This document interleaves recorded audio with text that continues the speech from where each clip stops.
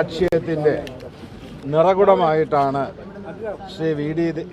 സതീശനെ കേരളീയ ജനത കാണുന്നത്. അദ്ദേഹത്തിലൂടെ ഒരു വലിയ സദ്ഭരണം ഇവിടെ ഉണ്ടായി നമ്മുടെ രാജ്യത്തിന് സമഗ്രമായ പുരോഗതി കൈവരിക്കുവാൻ സാധിക്കുമെന്നുള്ള വിശ്വാസമാണ് നമ്മുടെ ജനതയ്ക്കുള്ളത്.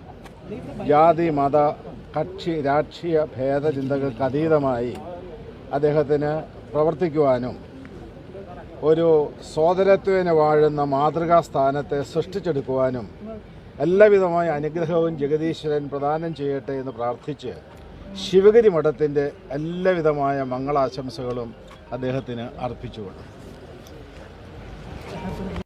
ചുമതലയേറ്റതിന് ശേഷം ആദ്യമായിട്ടാണ് ശിവഗിരിയിലെത്തുന്നത്. കേരളത്തിൽ സൗമ്യമായ ഭാഷണം കൊണ്ട് കൊടുങ്കാറ്റ് സൃഷ്ടിച്ച് കേരളത്തിലെ സാമൂഹ്യ രാഷ്ട്രീയ രംഗങ്ങളിലെല്ലാം പരിവർത്തനമുണ്ടാക്കിയ ശ്രീനാരായണ ഗുരുദേവൻ്റെ സമാധിക്ക് മുന്നിലാണ് നിൽക്കുന്നത്.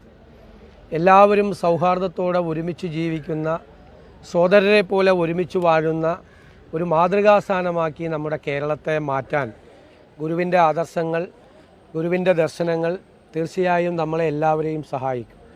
ഗുരു സ്വപ്നം കണ്ട ഒരു കേരളമാണ് ഈ സർക്കാരിൻ്റെയും മനസ്സിലുള്ളത്. ജാതിമത ചിന്തകൾക്ക് അതീതമായി മതസൗഹാർദ്ദത്തോടെ എല്ലാവരും ഒരുമിച്ച് നിൽക്കുന്ന ഒരു കേരളത്തിന് വേണ്ടി പ്രവർത്തിക്കുമെന്നുള്ള പ്രതിജ്ഞയാണ് ഗുരു സമാധിയിൽ വെച്ച് ഞാനിവിടെ പുതുക്കുന്നത്.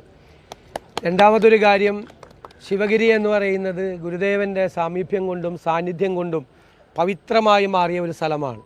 കേരളത്തിലെ ഏറ്റവും പ്രശസ്തമായ ഒരു തീർത്ഥാടന കേന്ദ്രമാണ്. ഇത് ഒരു അന്താരാഷ്ട്ര നിലവാരത്തിലുള്ള തീർത്ഥാടന കേന്ദ്രമാക്കി മാറ്റാനുള്ള എല്ലാ സഹായവും സർക്കാരിൻ്റെ ഭാഗത്തു നിന്നുണ്ടാവും തീർച്ചയായും. Subscribe to One India and never miss an update.